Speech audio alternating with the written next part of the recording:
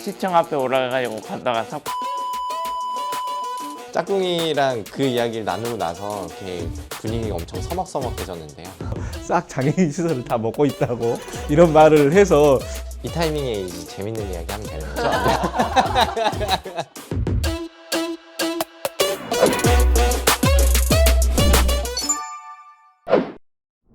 안녕하세요. 공익변호사와 함께하는 동행의 국없는 극장 이수아입니다. 네, 안녕하세요. 저는 문화콘텐츠그룹 이따에서 일하고 있는 실없는 실장 김 실장입니다. 오늘은 장소를 옮겨보았는데요. 여기가 어디인가요?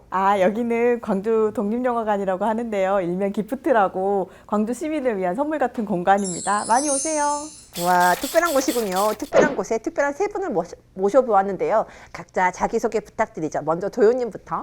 광주 인권지기 활짝에서 일을 하고 있습니다. 장글의 마음으로 성소수자 인권 활동들을 같이 만들어가는 사업들을 진행하고 있습니다. 도현입니다. 예, 반갑습니다. 저는 광산구 장애인복지관에서 일하고 있는 황현철입니다. 과거에는 수호 통역사로도 좀 일을 했었고요. 또 자원봉사센터에서 일을 하기도 했고 또 장애인 인권센터에서 일을 하기도 했는데요. 저는 흔히 직장의 신이라고 이야기하고 있는데요. 예, 여러 가지 직장을 잘 옮겨 다니면서 잘 버티고 있습니다. 반갑습니다. 네. 장애인들이 당당하게 권리를 보장받을 수 있도록 장애인들의 인권을 위해서 뛰고 있는 광주장애인협력협회에서 활동하고 있는 배영준입니다. 만나서 반갑습니다. 세 분이 이렇게 각각 활동하시는 분야가 다른데 어떤 계기로 이렇게 저희가 모시게 됐을까요? 2017년에 금호고속을 상대로 한 소송을 시작을 했었는데요. 광주 장차원이랑 그때 함께 있고 그때는 도현이 광주 장차원에 있었거든요.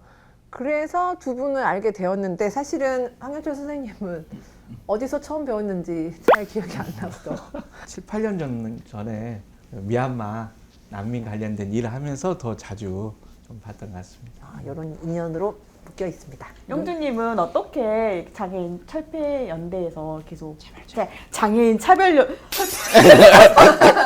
광주 장애인 차별철폐연대. 에서 어떻게 일하게 되셨죠? 좀 웃기게 시작됐죠. 네. 왜냐하면 뭣도 모르고 시청 앞에 올라가가지고 가다가 삭발을 당한 사람 중에 한 사람이어서 머리를 밀고 다시 시설로 돌아간다면 이 말은 누가 더 해야 될까? 라는 고민점과 왜 삭발하고 왔냐 하면 무슨 말을 해야 될지, 그러니까 미용실에 가지도 않았는데 머리를 어떻게 잘라고 왔냐 하면 어떻게 말을 해야 될지 이런 딜레마였죠. 누가 봐도 미용실 패션은 아닌데 이렇게 밀고 가는 게. 갑자기 그 삭발 갔는데 삭발이다. 그럼 당황스럽잖아요. 그럼 보통 다른 사람 같으면 기분 나빠서 안 오겠다 이렇게 할 수도 있는데 사실 머리 자르고 나서는 안 오겠다고 라고 생각을 했죠. 근데 천막농성을 하기 시작했던 시점이었던 것 같아요.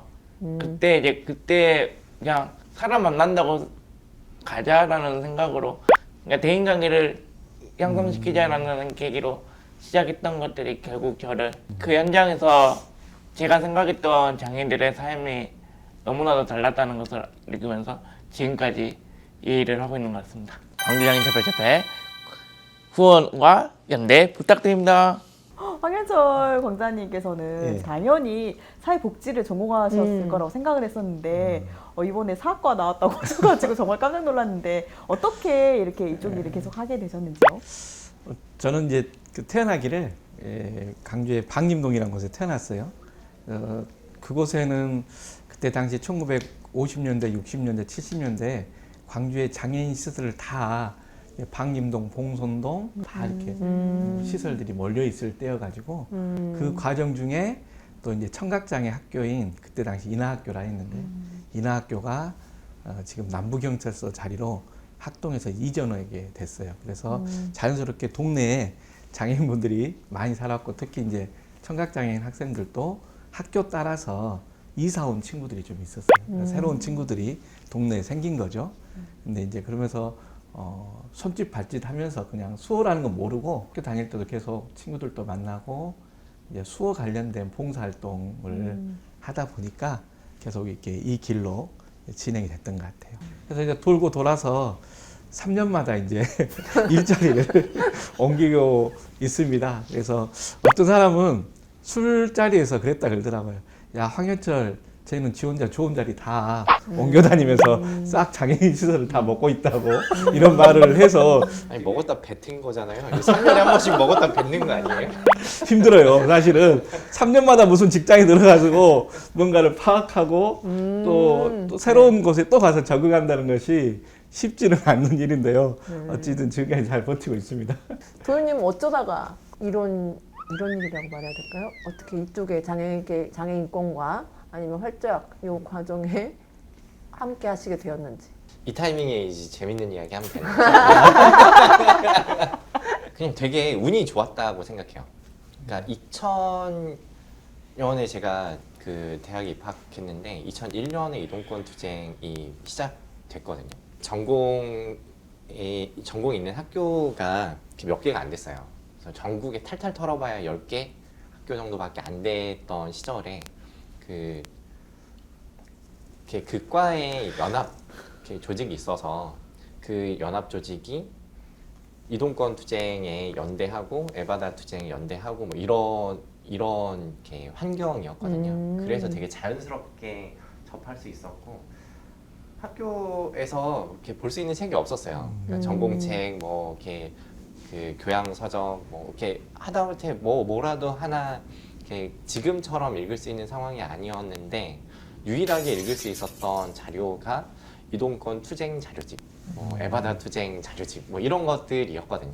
장애인권 운동을 할 때는 제가 당사자이기도 하고 이 운동의 당위성 이런 것들이 굉장히 이렇게 설명할 필요조차 없이 그냥 흡수가 됐거든요. 너무 당연했으니까. 성소수자 인권 운동은 그래서 뭐 왜? 라고 질문을 했을 때 일단 제가 LI가 너무 당연하게 LI로 이렇게 자리하면서 그냥 너무 당연하게 받아들였던 것 같아요. 한 명 한 명 성소수자 당사자들이랑 이렇게 지인이 되고 이렇게 동료가 되고 이러면서 뭔가 같이 만들고 활동을 해나가고 싶은 생각들 그런 욕구들이 막 생겼던 것 같아요. 다행히 그 생각을 하고 2015년, 6년, 7년 이 무렵에 그 성소수자 인권 활동가들이랑 이렇게 만날 수 있어서 엄청 반가웠어요. 그리고 이게 잘할 수 있고 그걸 되게 신나게 할 수 있는 곳이 활짝이어서 광주에서는요? 네, 얼굴이 활짝 폈잖아요. 예. 제가 할 때는 이렇게 늘 이렇게 무거웠는데 이름을 잘 지어야 돼요. 요즘에 활동가 하루 일과가 어떻게 되세요, 영주님은?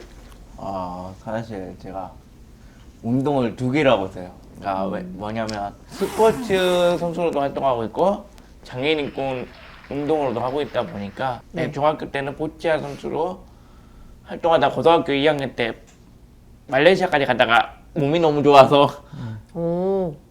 잘리는 사람이었고요. 몸이 좋은데 왜 잘려요? 원래 보치아 내성마비 장애인들이 하고 체중증 장애인들이 하는 경기다 보니까 근데 이게 운동을 하다 보면 사람이 몸이 좋아질 수밖에 없어요. 왜냐하면 배티 플러스를 150까지 들어요. 그럼 누가 이거 몸이 안 좋아질 수밖에 없어요. 그래서 운동을 또 포기하고 싶지는 않더라고요. 그냥 그만큼은 제가 흘려왔던 땀을 생각해버리면 그래서 4년에서 3년간은 또 던지기 선수로 활동을 하다가 던지기 선수도 기량은 좋은데 등치에서 밀리더라고요. 그래서 이제 최근에 또 레이싱 선수로 활동하기 시작했습니다. 다른 종목도 많을 텐데 왜 휠체어 레이싱을 택하셨어요? 제 어렸을 때의 꿈이 파일럿가 꿈이었습니다. 그러니까 왜냐하면 장애인이라는 게 저는 너무나도 땅만 바라보는 여행을 너무나도 싫었습니다. 그러니까 뭔가 제가 하늘을 바라볼 수 있는 꿈을 갖고 싶었고 장애인은 안 된다는 것을 저는 버리고 싶었던 거예요. 또 나름대로 제가 또 분석하게 되더라고요. 장애인들의 스포츠 환경이라든지 또 장애인의 인권의 문제. 왜냐면 스포츠를 시작했던 것도 제가 건강하기 위해서도 했지만 무관심이 너무나도 심했던 거예요. 그러니까 왜냐면 비장애인들과 똑같이 노력하고 똑같이 땀 흘리고 똑같이 훈련하고 똑같이 그 시간을 보내고 있는데 왜 장애인은 무관심으로 경기를 해야 되고 이런 연구들도 하면서 또 제 나름대로 조례도 보게 되더라고요. 저도 예전에 2005년도에 호주에서 데플림픽 세계 농아인 올림픽이 있어서 네. 제가 이제 우리나라 대표로 통역을 하러 갔었는데요. 출발을 하는데 거의 그때 당시에 에이블 뉴스만 와가지고 촬영 한번 하고 근데 이제 우리가 호주에 가가지고 7위를 처음으로 한 거예요. 세계 7위를 하고 또 호주의 청년들로부터 우리 한국 사람들이 한국 그 농민분들이 폭행을 당했었거든요.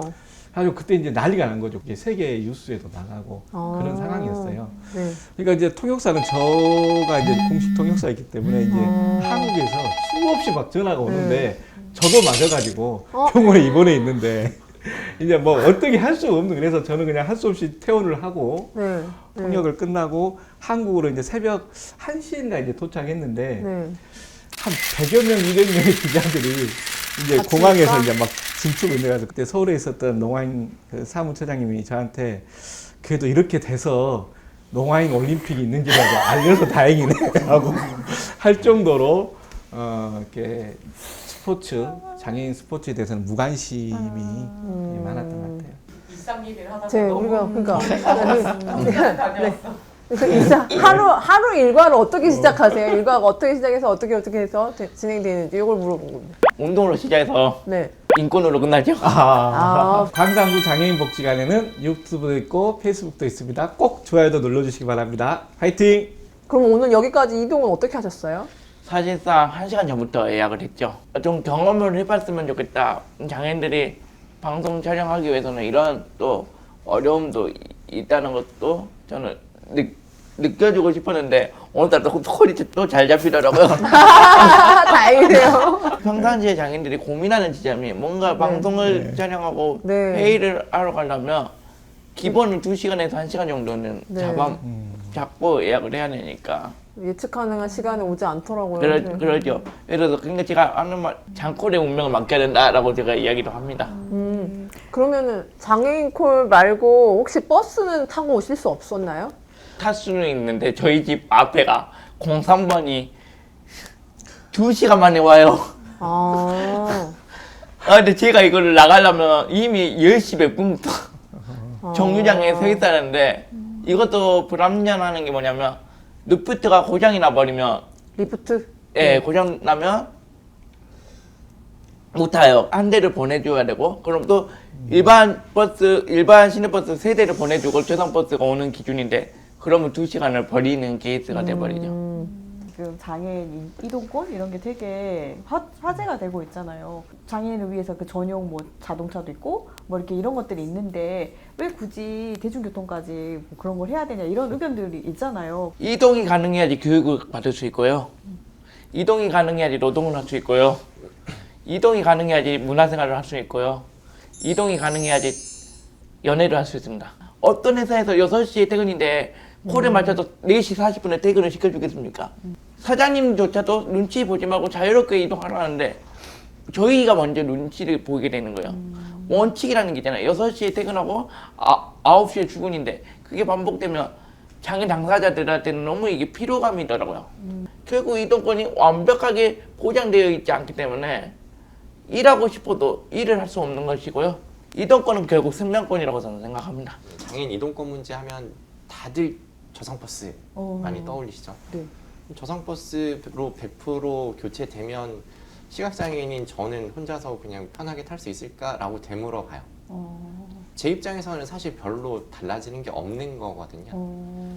그러니까 이동권의 문제가 특정장애 유형의 이슈 그리고 이것만 해결되면 돼. 저상버스 100% 다 도입되면 돼 라고 이야기 되어지는 것 역시나 되게 제한적인 범위 안에서의 부분적인 이동권 문제를 다루는 것이라는 이야기들이 좀 많이 회자되었으면 좋겠어요. 활동가로 지내시면서 가장 뿌듯하거나 보람 있었던 순간은 어느 순간일까요? 두 순간이에요. 네. 2016년 11월에 광주 최초로 탈설 5개년 계획을 만들었을 때, 그 농성에서 만든 거거든요. 그래, 네, 이런 이렇게 감격을 느끼려고 이러고 살고 있지. 그게 되게 짜릿했고 네. 두 번째는 최근인데요. 네. 작년에 활짝에서 인권재단 사람 지원으로 공모 사업을 진행했는데 이거 너무 잘했어. 그러니까 올해 한 해 더 해봐 라고 해가지고 올해 특별 지원 사업 해보라고 선정되었을 때 다들 이제 못 들어봤을 것 같은데 작년이 광주 인권원장 선포 10년이 되는 해거든요. 그랬구만요. 이거 시 보도자료에도 없어요. 야 어떻게 이럴 수 있지? 라고 생각하면서 잘 됐다. 네. 야 성소수자 인권원장 선포 10년이 됐는데 어떤지 한번 이렇게 조목조목 짚어보고 우리 그 조항들을 다시 고쳐 써보자 라고 해서 활동들을 추가하면서 이렇게 조금씩 더 했거든요. 그게 긍정적으로 이렇게 보였나 봐요. 그래서 올해 한 해 더 해볼 수 있게 되었다라는 게 되게 뿌듯한 일이죠. 네. 인권재단 사람 화이팅! 이 영상을 다음 세대 재단과 오픈 소사이어티의 후원으로 이 영상을 제작하고 있다 그렇구나. 하는 걸 말씀드리고요. 하루에 4시간 정도 장애인 일자리 해가지고 한 달에 한 30만 원 정도 이렇게 지원해준 게 있었는데 네. 거기 대상자는 수급자나 차상위 계층들이에요. 네. 그러다면은 여기서 돈을 줬기 때문에 수급비에서 그만큼 까고 주는 거예요. 근데 일자리를 담당하는 직원과 생계비를 담당하는 직원이 달라요, 구청에서. 그래서 생계비를 담당하는 직원은 일자리에 참여한 사람한테 그대로 생계비를 계속 준 거예요. 일자리에 참여한 사람은 네. 또 일자리에 참여해서 돈을 받은 거예요. 그래서 이중 지원이라 해가지고 환수 조치가 3년 만에 이제 감사원에서 감사를 하다 보니 전국에 이런 상황들이 많이 있어가지고 환수 조치를 내린 거예요. 그래서 저한테 이제 그게 의뢰가 좀 들어오고 상담이 들어와서 네. 이제 확인을 하고 했는데 저는 그게 이미 나는 장애인 일자리를 신청할 때 차상이나 기초생활 수급자가 하는 거고 나는 이미 체크를 했는데도 불구하고 구청에서 그 사람한테 환수하는 것은 구청의 잘못이지 다 맞춰서 돈이 나오는데 내가 계산해서 주는 건 아니잖아요. 네.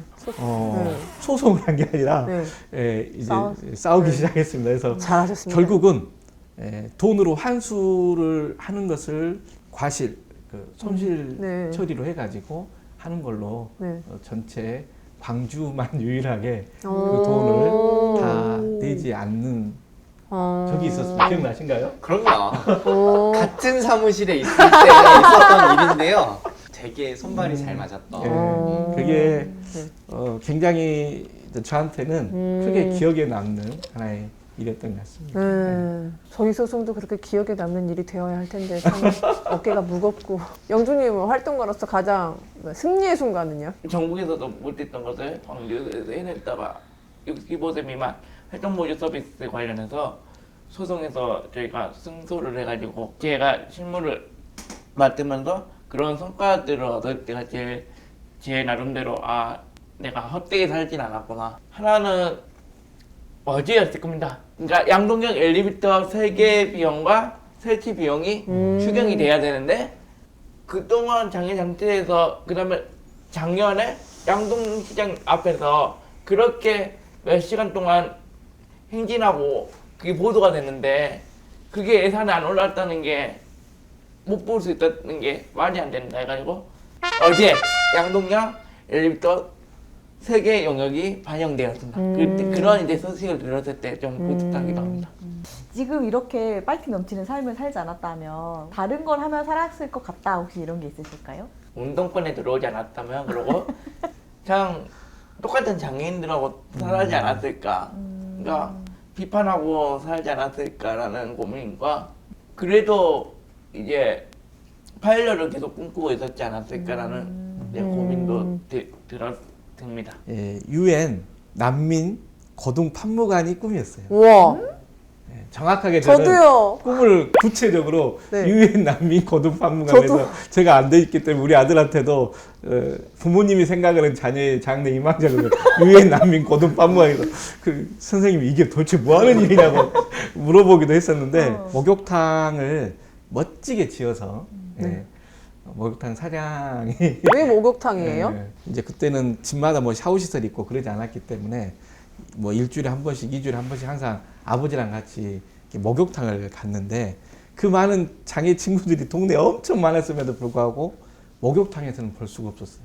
목욕탕 주인이 못 오게 한 거거든요. 아. 그 이렇게 이제 아까 말한 대로 한부모 시설에 있는 아이들이 오는 것을 좀 싫어하거나 아. 또 장애인들이 오는 것을 싫어했었던 것 같아요. 이게 세계에서 최고의 목욕탕을 짓는다면 뭐 장애인들이 아무리 많이 와서 뭐 그 사람들 생각 혐오라고 생각하더라도 안 가면 안 될 것 같은 그런 최고의 목욕탕을 짓는다면 다 오지 않을까 이런 생각을 해가지고 머릿속으로 막 목욕탕을 설계했던 것 같아요. 그러면 도현 선생님은 저는 선생님으로 살고 있겠죠.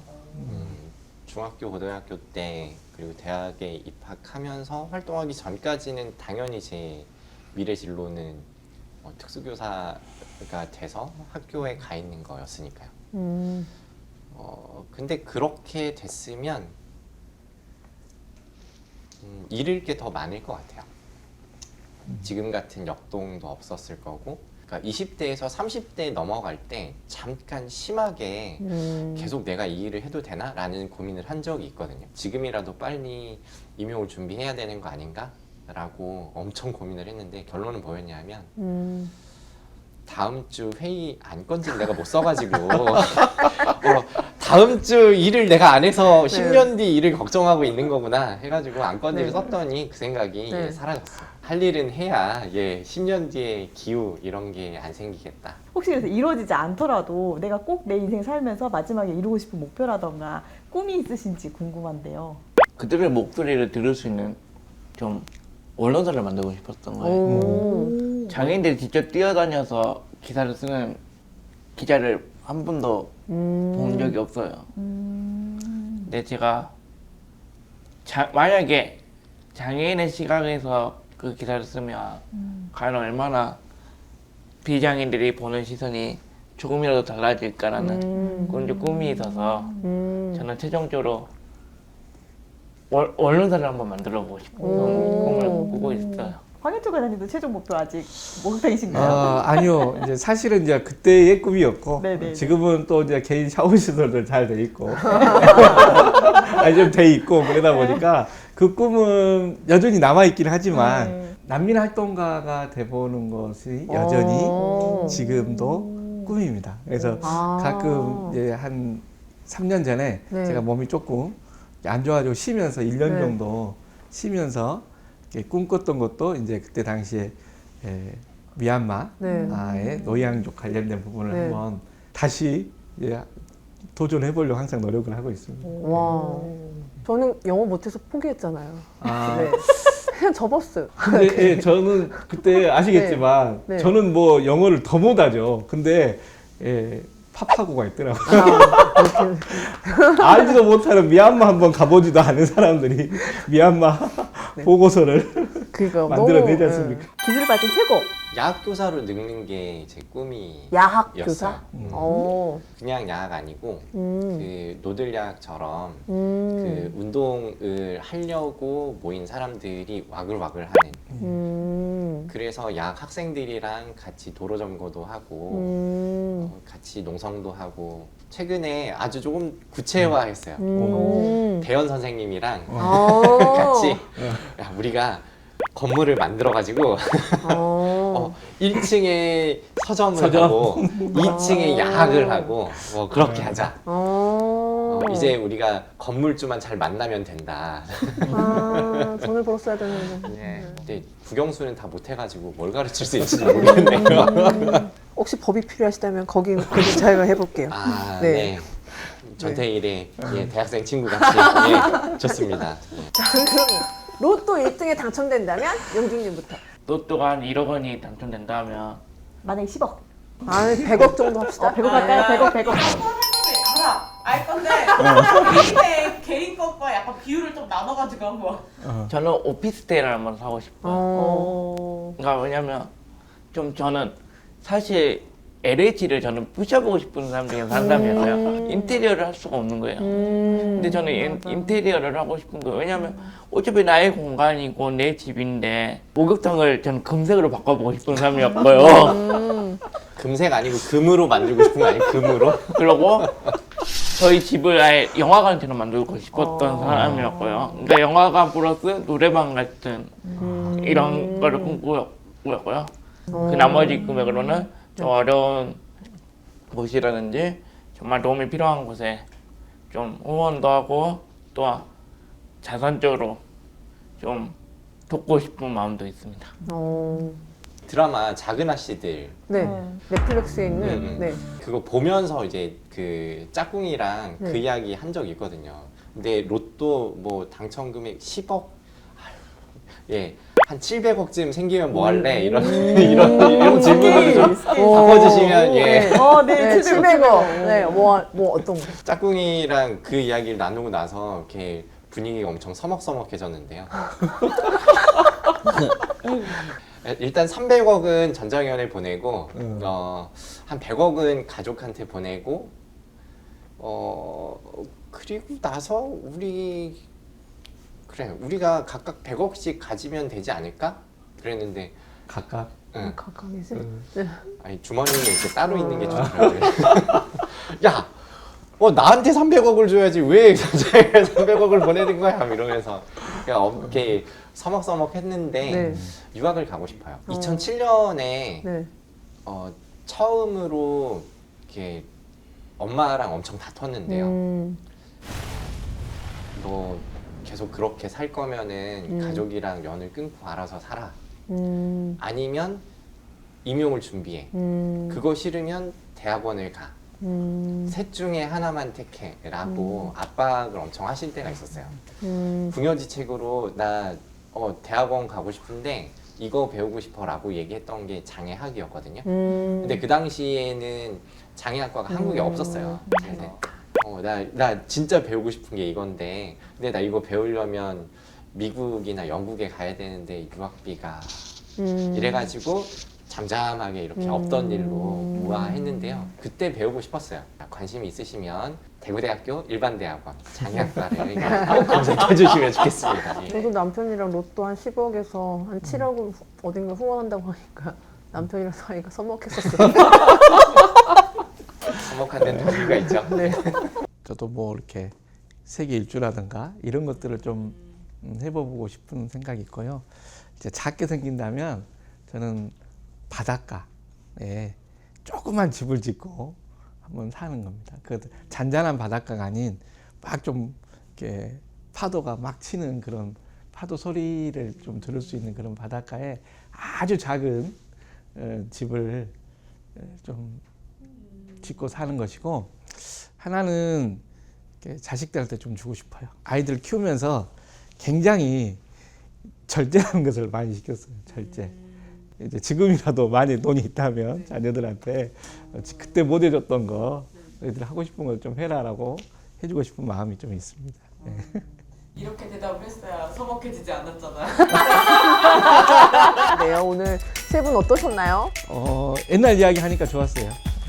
하지만 또 옛날 이야기하면서 다시 또 미래도 이야기하게 돼서 다시 한번 제 자신을 점검하는 시간이어서 좋았고, 또 함께 있으면서도 몰랐던 우리 배영준 쌤하고 우리 도현 쌤의 이야기도 듣게 돼서 너무 좋았습니다. 감사합니다. 저는 수감보다는 좀 제 좌우명으로 계속 갖고 있는 게 한 사람이 한 사회를 바꾼다고 생각을 하고 있어요. 저희들의 목소리가 한 사람이 외치는 것과 여러 사람이 외치는 것은 그 한 사회를 바꾸는 척도가 될 거라고 생각합니다. 그 걸음에 함께 할 수 있어서 너무 반가웠습니다. 그리고 힘이 되기도 했고요. 감사합니다. 저는 황쌤 전공이 사학이라는 걸 알았던 게 제일 즐거운 이야기였습니다. 다들 이렇게 모를 법한 이야기였는데 저도 처음 들었거든요. 그런 몰랐던 것들을 알게 돼서 너무 즐거웠습니다. 다음 개관 동행 때도 이제 광주에 숨어있는, 광주 전남에 숨어있는 소설책 같은 활동가 분들을 만나서 이야기를 또 들어볼 텐데요. 궁금하시죠? 궁금하신 분들은 구독하기, 좋아요, 알림 설정 부탁드리고요. 네, 저도 저도 힘들어요. 자, 이 포즈가 나와야죠 이렇게. 어떻게 뭐가 있어? 구독과 좋아요. 구독과 좋아요. 공익 변호사와 함께하는 동행. 구독하기. 좋아요. 알림 설정. 후원은 사랑입니다.